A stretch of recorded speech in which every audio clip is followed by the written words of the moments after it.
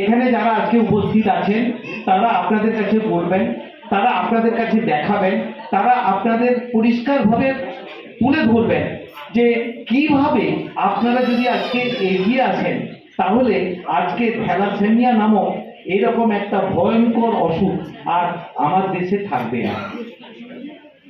ছোট্ট একটু কাজ, আপনাদের কিচ্ছু করতে হবে না।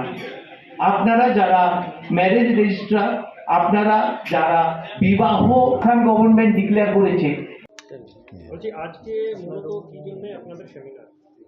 আমরা আজকে পশ্চিমবঙ্গের যত রেজিস্ট্রার অফ ম্যারেজ আছে তাদের সবাইকে, গোটা পশ্চিমবঙ্গের বিভিন্ন অঞ্চলের লোকজনকে নিয়ে 4টে ভাগে ভাগ করে আমরা তাদেরকে বোঝানোর চেষ্টা করছি যে তারা যদি একটু ছোট্ট অনুপ্রেরণা সমস্ত মানুষদের মধ্যে পৌঁছে দেয় যে বিয়ের আগে তোমরা অতি অবশ্যই থ্যালাসেমিয়া মেজর তোমরা ক্যারি করছো কিনা একটা ছোট্ট ব্লাড টেস্টের মধ্যে দিয়ে তোমরা যদি জেনে নিতে পারো, তাহলে তোমাদের বিবাহের পরে যে সন্তান হবে সে সন্তান কখনো থ্যালাসেমিয়া হবে না।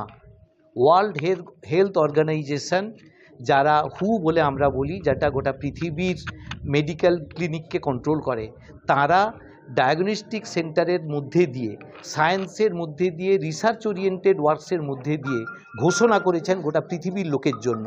যে ঘোষণাটা হচ্ছে, যদি পিতা এবং মাতা দুজনই, father and mother both, if not carrying thalassemia major, then there will never be any thalassemia for the children.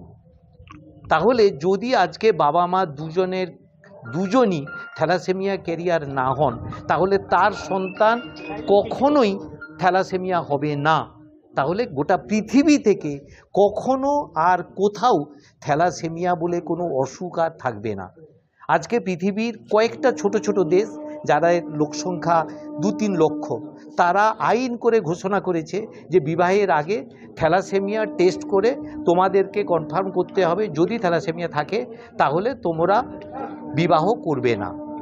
আমাদের দেশে আইন করে সেটা করা সম্ভব নয়, তার কিছু কিছু আইনের অসুবিধে আছে, বিভিন্ন রকমের কারণ আছে।